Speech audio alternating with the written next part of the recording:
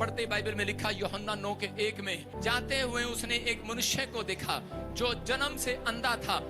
देखो यहाँ पर एक व्यक्ति था जो जन्म से अंधा था, और जब वो अंधा बच्चा पैदा हुआ तो उसी समय वो आदमी यीशु मसीह के पास गया और जाकर कहने लगा, परमेश्वर मुझे एक बात बताओ, यीशु मुझे एक बात बताओ कि ठीक है मैंने आज तक सुना है किसी को पैरालाइज हो गया, हाँ इसने कोई पाप किया होगा, इसको कोई प्रॉब्लम हो गया, इसने कोई पाप किया होगा, लेकिन कहता है ये बच्चा जो जन्म से अंधा पैदा हुआ इसने क्या पाप किया? इसके माँ बाप ने पाप किया हो सकता है, लेकिन इसने कौन सा पाप किया जो जन्म से अंधा हुआ? क्योंकि मैंने सुना है जो पाप करता है वो बीमार पड़ता है, लेकिन इसने कहा, कहता है कि ये व्यक्ति ने, कहता है ये अंधा है जन्म से, इसने क्या पाप किया मुझे बता। यीशु मसीह ने कहा, कहता है कि इसने कोई पाप नहीं किया, कहता है ये इसलिए ऐसे पैदा हुआ कि ताकि परमेश्वर की योजना इसके जीवन से पूरी हो। हालेलुया।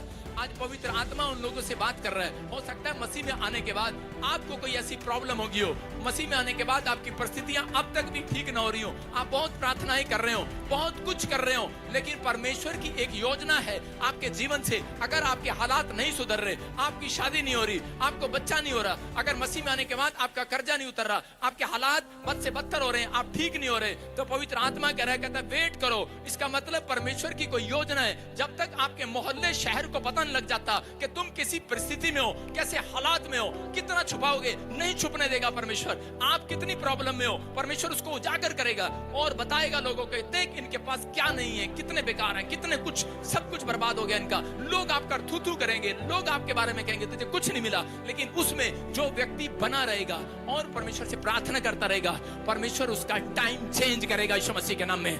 परमेश्वर अपनी योजना को पूरा करना चाहते हैं। आप मसीह में आना परमेश्वर का, कहता आपका मसीह में आना परमेश्वर की योजना है। अगर आप कहता उसमें हाय हाय करते हैं तो इसका मतलब आपकी परिस्थितियां चेंज नहीं होंगी। जब आप प्रभु में आए हैं और आपकी परिस्थितियां, आपके हालात चेंज नहीं हो रहे, वो हमेशा के लिए नहीं है। हो सकता है ज्यादा 10 साल, 2 साल, 3 साल, इससे ज्यादा नहीं, क्योंकि बाइबल बोलती है इस बात के लिए, अगर ये पेड़ जो लगाया है, अगर 3 साल तक मैं इसको देखूंगा, अगर ये फल नहीं लाया तो कहता है इसके बाद इसको काट देना।